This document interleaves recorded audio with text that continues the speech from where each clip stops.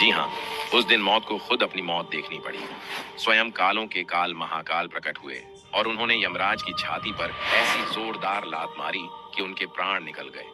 यह सब अपने उस 16 साल के नन्हे भक्त मार्कंडेय की रक्षा के लिए। कहानी शुरू होती है शिव भक्त शिमिरकंडू और उनकी पत्नी मरुधवती से।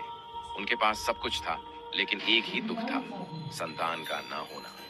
दोनों ने भगवान शिव की कठोर तपस्या की। तपस्या से प्रसन्न होकर शिव प्रकट हुए, लेकिन उन्होंने एक कठिन शर्त रख दी। उन्होंने पूछा, तुम्हें कैसा बेटा चाहिए? एक जो 100 साल जिए, लेकिन मूर्ख हो, या एक ऐसा ज्ञानी बेटा जिसकी उम्र सिर्फ 16 साल हो?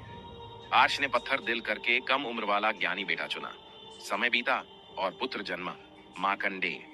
वह बचपन से ही शिव भक्ति में डूबा रहता था। जैसे जैसे उसका 16वां जन्मदिन पास आया, माता पिता दुखी रहने लगे। जब मार्कंडेय को अपनी मृत्यु का सच पता चला, वह बिल्कुल नहीं डरा।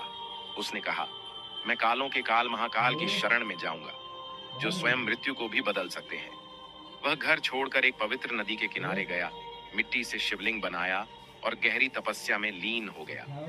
जब वह पूरे 16 वर्ष का हुआ, तब यमराज ने अपने यमदूतों को आदेश दिया कि उसके प्राण ले आए।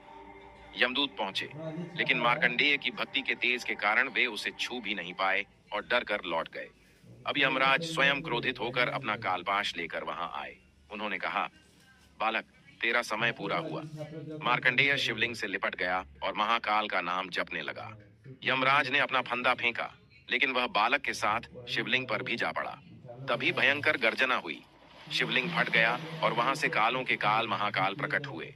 उनकी आंखों में प्रचंड क्रोध था। उन्होंने गर्ज कर कहा, मूर्ख, तूने मेरे भक्त पर वार करने की हिम्मत कैसे की? इतना कहते ही महाकाल ने यमराज की छाती पर जोरदार लात मारी, जिससे उनके प्राण निकल गए और फिर त्रिशूल से उनका वध कर दिया। उस पल दुनिया से मौत खत्म हो गई। शिवजी ने मार्कंडेय को अमर होने का वरदान दिया। बाद में सृष्टि का संतुलन बनाए रखने के लिए उन्होंने यमराज को भी वापस जिंदा किया, लेकिन इस चेतावनी के साथ कि वह शिव भक्तों से दूर रहेंगे। उस महाशक्तिशाली महादेव के लिए कमेंट में हर हर महादेव जरूर लिखें।